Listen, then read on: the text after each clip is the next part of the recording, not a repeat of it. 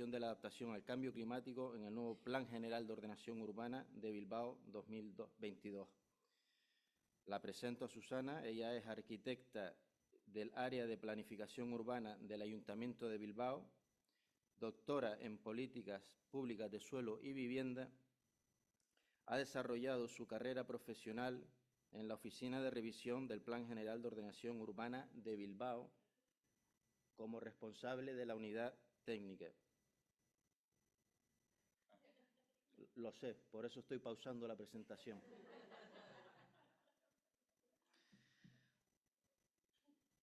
Repito, ha desarrollado su carrera profesional en la Oficina de Revisión del Plan General de Ordenación Urbana de Bilbao como responsable de la unidad técnica, habiendo trabajado además como responsable de desarrollo de operaciones estratégicas de suelo y vivienda. Además, ha sido responsable de área en la Oficina de Vizcaya en el área de consultoría urbanística.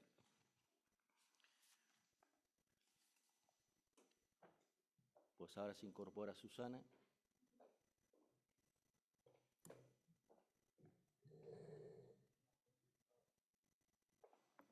¿Dónde estés más cómodo, Susana? Aquí.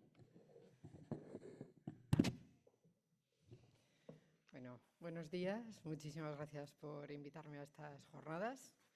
Vengo de un territorio que es bastante distinto al que tenéis vosotros.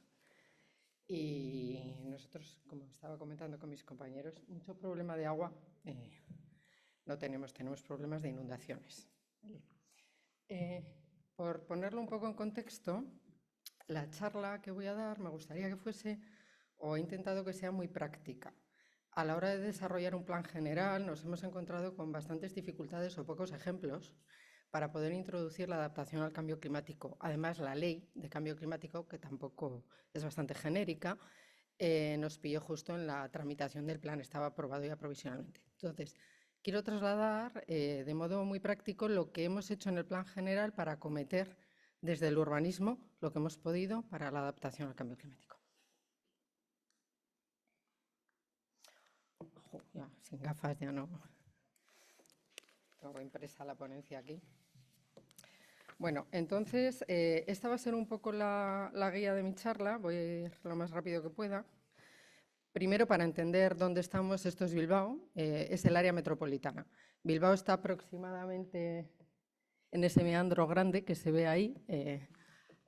Es el centro de un área metropolitana. Bilbao tiene 350.000 habitantes y el área metropolitana tiene 1 millón de habitantes.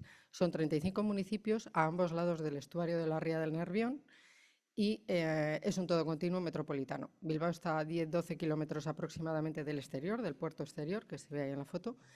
Y una de las características principales es que el continuo metropolitano hace que pues, hay edificios que estén la mitad en un municipio y la mitad en otro municipio. O sea, es todo un continuo, no existen discontinuidades. El suelo no urbanizable que tenemos es el monte, vivimos en un valle con una topografía muy complicada, esto es Bilbao, y está rodeado de montes por todos los lados. Es decir, se ponen en cualquier punto de la ciudad, miran a su alrededor y lo que ven es monte verde.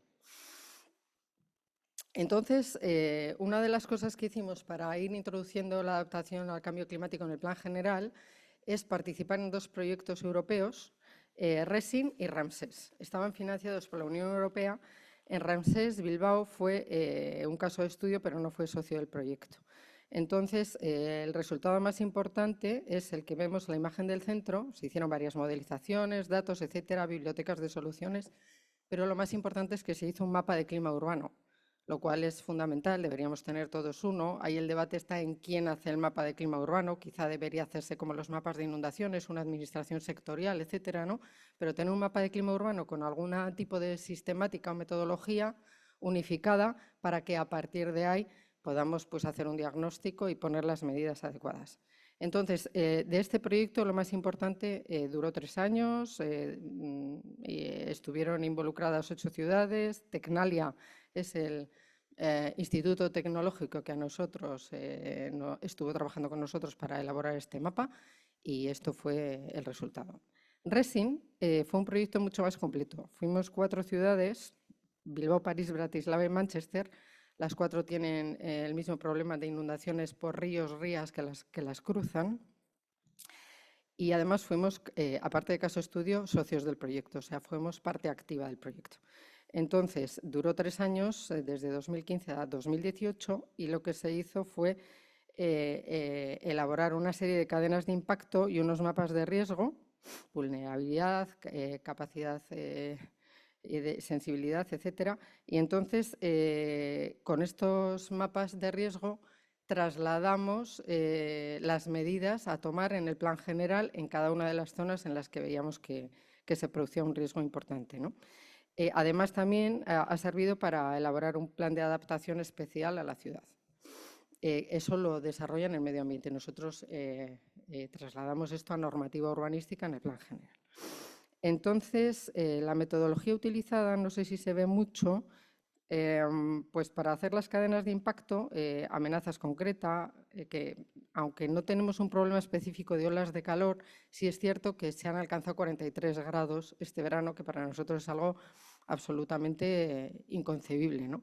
Nuestro problema, como he comentado, en general es más el tema de inundaciones, porque en Bilbao la ría está bajo la influencia de las mareas. Por tanto, cuando se juntan inundación pluvial, es decir, mucha lluvia, con fluvial, con pleamar, pues entonces hay casos en la ciudad, y es bastante frecuente, en los cuales el agua llena la red de saneamiento y por las arquetas sale.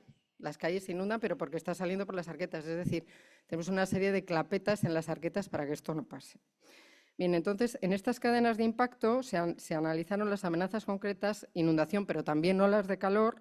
Se utilizó el mapa de clima de Bilbao, que elaboró Tecnalia, y estudios de inundación fluvial que hace la Agencia del Agua, URA, en nuestro caso.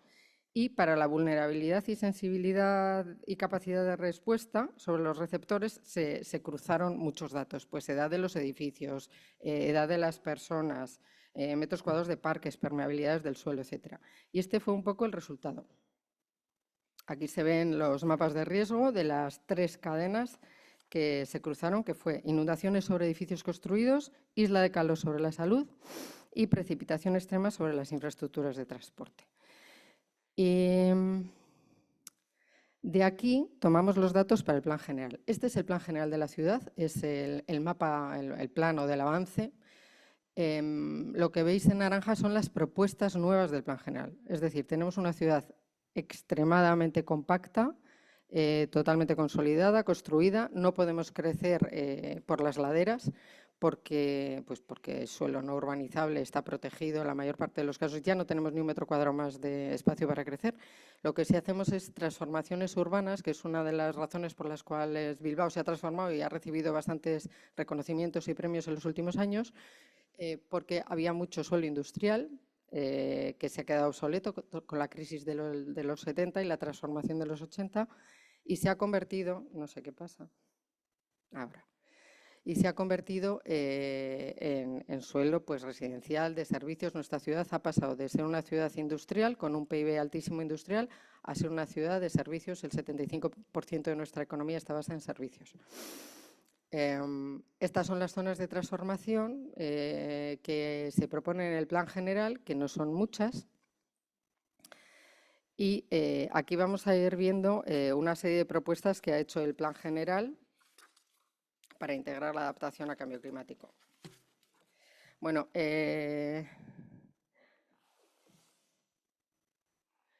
tenemos un plan de movilidad sostenible también, nos hemos puesto en coordinación con ellos, y aquí lo que se puede ver es una definición de la red básica estructurante y de las vías menos importantes para poder ver qué zonas reverdecer o peatonalizar.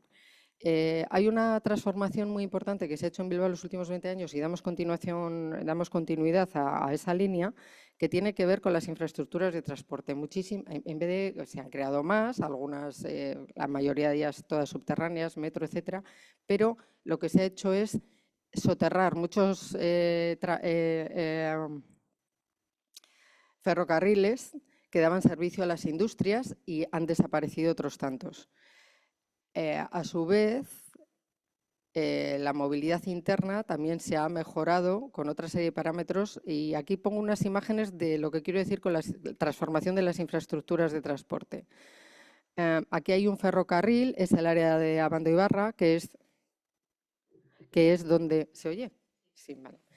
Es el área de Abando y Barra, que es donde está ubicado ahora el Guggenheim. Esta es la transformación en 3 fases de esos suelos que eran portuarios y ha desaparecido la infraestructura ferroviaria, se han descontaminado los suelos. Este es otro ejemplo de una playa ferroviaria enorme que se ha soterrado el ferrocarril, se han disminuido las líneas de transporte también y se ha hecho un desarrollo urbano verde. Bilbao se caracteriza por ser una ciudad industrial que tenía muy poco espacio público, entonces hemos intentado ir obteniendo espacios públicos a base de estas transformaciones y de soterrar infraestructuras. Aquí vemos otros ejemplos, ¿no? Las referencias de los edificios de al lado, el antes y el después, de transformaciones de este tipo, ¿no? Este es uno de los ejemplos clásicos, es el acceso a la ciudad, se hacía por un viaducto, que era este, parecía Tokio, y se ha desmantelado. Estas son imágenes del viaducto antes y después, que ha conseguido pues, también que obtengamos más espacios verdes y unir barrios que estaban separados. Aquí vemos la jerarquización viaria que permite que se decida después qué vías pueden convertirse en ejes verdes, quitar aparcamientos, etcétera. La segunda grupo de medidas tendría que ver con las hidráulicas, ¿no? Este es el mapa de inundaciones de Ura. Nosotros tenemos, como he dicho, un problema importante con las inundaciones. En 1983 sufrimos las peores inundaciones de los últimos 500 años. El agua subió 2 metros en el casco histórico, quedó anegada toda la planta baja del casco histórico. Hubo daños materiales, humanos muy pocos, pero materiales hubo muchos. Y entonces, cada vez que hacemos algo, la autoridad del agua Ura pone una serie de condiciones bastante importantes para hacer cualquier cosa. Entonces, una de las cosas que se hizo entonces, y seguimos en esta línea, esto es un barrio de La Peña, se llama, que está en el borde del río, se desvió el cauce, como veis en esa imagen, para crear un parque verde como solución basada en la naturaleza que se inunda cuando la ría puede desbordarse. Este es uno de los proyectos estrella de Bilbao de los próximos años, está ya en marcha, o sea que no es una propuesta del nuevo plan general. Es el proyecto de Zorrozaurre, Zaha Hadid, es la arquitecta que lo ha desarrollado, que lo ha planificado, está a medio construir, quedan todavía unos 30 años para su desarrollo, son 5.500 nuevas viviendas, etcétera. Es una península que era industrial, se ha quedado obsoleta, han desaparecido todas las industrias y se está transformando en un trozo nuevo de ciudad. La medida hidráulica que se ha tomado aquí ha sido abrir el canal para permitir pues que mejorar la hidraulicidad de la ría. Entonces se ha convertido en una isla, la península. Además, la cota de inundación se ha subido, debido a la cota de inundación, la cota del terreno se ha subido 1,5 metros. Es decir, hemos rellenado la isla 1,5 metros entera para poder construir las nuevas viviendas. Y luego, por último, hay por el Ministerio planificada un aliviadero de crecida, un proyecto de un canal subterráneo que cruza la ciudad para intentar que el casco histórico no se vuelva a inundar, que todavía no se está haciendo. Soluciones basadas en la naturaleza se van introduciendo en las nuevas urbanizaciones. Este es el borde de ría de Zorrozaurre. Ya no tiene nada que ver con lo que hacíamos antes, sino que ya van siendo ensanchamientos del cauce de la ría con zonas verdes inundables que bajan hasta el agua. Incluso ahí veis una tubería, que es un tanque de tormentas lineal. Se han hecho 2 tanques de tormentas en esta isla. Esta ha sido una de las medidas más controvertidas, que ha sido desclasificar suelo. El Plan General del 95 es nuestro plan anterior, el Plan General nuevo es de 2009 a 2022, se ha aprobado, hemos tardado 13 años en hacerlo, en redactarlo y en aprobarlo. El plan del 95 marcaba una serie de suelos a desarrollar, entre otros estos, que no se desarrollaron, están en ladera ya en el borde de la ciudad y los hemos desclasificado porque no se han desarrollado. Ha sido muy controvertido porque al final ha sido quitarle el valor al suelo, a los propietarios, etcétera. Pero ha sido otra de las medidas. Este es el anillo verde. En el suelo no urbanizable, aparte de desclasificar suelo, Tenemos un anillo verde que rodea la ciudad, que son 72 kilómetros, está homologado, y lo que hemos hecho es poner una serie de suelos nuevos para expropiarlos, convertirlos en parte del anillo verde para darle más continuidad y reforzarlo. Y en el suelo urbano, estos son los parques. Los dividimos en dos tipos, ¿no? Los parques de proximidad y los grandes parques urbanos. De conformidad con la metodología de Salvador Rueda, de los indicadores de sostenibilidad urbana, que hizo un trabajo para nosotros en 2013, lo seguimos como referencia y aquí veis radios deseables para que estén a 700 metros de las viviendas, los grandes parques urbanos. Hemos hecho una serie de círculos para ver qué zonas de la ciudad se quedaban sin servir y veis, son las viviendas que están en color negro. Entonces, lo que hemos hecho en el plan general es proponer una serie de nuevos parques de ese tamaño, de más de 3,5 hectáreas, para dar cobertura. Y lo mismo con los parques de proximidad. Estos son mucho más difíciles de cumplir. Ya veis que hay bastantes zonas que se quedan sin servicio. Y lo que hemos hecho es, en la medida de lo posible, hacer propuestas. Cuando no se pueden hacer propuestas, pues nada. Y cuando se pueden hacer, o cuando se pueden hacer y la solución técnica no es la adecuada, es decir, que más del 50% del suelo sea permeable, eso es lo que consideramos un parque o un jardín, pues tienen que justificarlo muy claramente, ¿no? Esto es la medida que, a mi juicio, es la más importante de todo el plan general, derivado de cara a la adaptación al cambio climático, derivado de esos mapas de riesgo que habíamos hecho. Hay una serie de desarrollos urbanos que tienen unos problemas específicos de inundabilidad, escorrentías o de ola de calor, porque están en el centro de la ciudad, etcétera. Entonces, lo que hemos exigido es a los planes especiales que se van a desarrollar en estas zonas, que son unos planes especiales bastante potentes, son de reconversión urbana, porque son suelos industriales o la zona del tren de alta velocidad, etcétera. Les exigimos que hagan una serie de estudios con unos contenidos mínimos que están regulados en el plan general, de inundación fluvial y escorrentía o de confort térmico para el diseño futuro de las plazas y jardines. Y lo que queremos es que esos estudios, ya hemos puesto en marcha uno de los planes, que esos estudios condicionen tanto el articulado del plan especial como los proyectos de urbanización, pero regulados legalmente. Lo que quiero decir es que nuestra experiencia es que cada vez que ponemos criterios y recomendaciones, pues se hacen o no se hacen, en general no se suelen hacer. Entonces, de lo que se trata es de armar jurídicamente esto para que la gente no pueda escaparse, ¿no? Entonces, por eso digo que esto a mí me parece muy importante, porque realmente está articulado dentro del plan general como obligación. Y luego los planes especiales deberán también estar articulado como obligación, pues tienen que hacer ustedes estas soluciones de urbanización. La gente que controla urbanizaciones en el ayuntamiento, pues igual no está de acuerdo porque sus soluciones son distintas. Otro de los problemas que tenemos en nuestro ayuntamiento, me imagino que serán todos, es poner de acuerdo a los distintos áreas o departamentos que cada uno, pues igual en urbanismo queremos hacer una cosa, pero los de jardines, por mantenimiento, por presupuesto, por lo que sea, quieren hacer otra. Entonces, es necesario aunar políticas públicas municipales que las lideren los políticos y luego hacia abajo que se trasladen esa especie de acuerdos que haya a la parte técnica, ¿no? Y aquí llegamos a la Ley de Cambio Climático, y con esto acabo, que se aprobó cuando teníamos aprobado provisionalmente ya el plan, pero todas las exigencias de la Ley de Cambio Climático, casi todas, las habíamos tenido en cuenta precisamente por estos trabajos que habíamos hecho anteriormente. La única que nos faltaba por cumplir es el punto 4, es hacer un plano de zonas de sensibilidad y exclusión a las nuevas instalaciones de energía renovable, por su importancia para la biodiversidad. Este plano es que lo hicimos para la aprobación definitiva y lo mandamos al Ministerio, y los criterios para la delimitación son suelos no urbanizables, son corredores de continuidad para la biodiversidad, integran además también el planeamiento territorial, que nosotros tenemos desde los 90 un planeamiento territorial muy potente y una ley de ordenación del territorio muy potente que ha hecho que no se pueda construir ni una casa en el suelo no urbanizable en todo el País Vasco, solo vinculadas a explotaciones agropecuarias. Por tanto, se ha controlado mucho el crecimiento, ¿no? Y se incluyen la mayor parte de las zonas protegidas.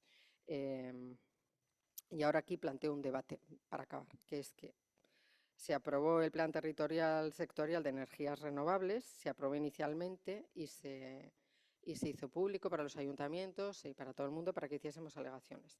Y nos encontramos con que las instalaciones eólicas, en concreto las grandes instalaciones eólicas, que son las únicas que se planteaban en Bilbao, como os he dicho, estamos rodeados de montes, quiero decir, en la cumbre pues puede ser interesante poner molinos o no, pues el plano de localización de esas zonas seleccionadas, que son estas rayas naranjas que veis abajo, que están en la cumbrera de los montes que rodean Bilbao por el sur, pues coincide con esas zonas de sensibilidad para la biodiversidad.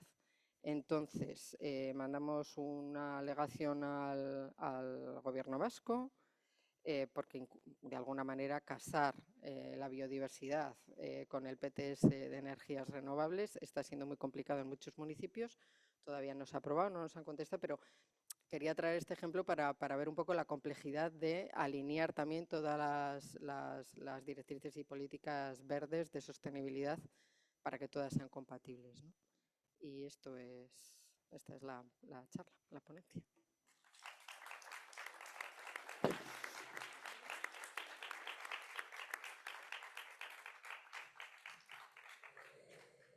Muchísimas gracias, Susana.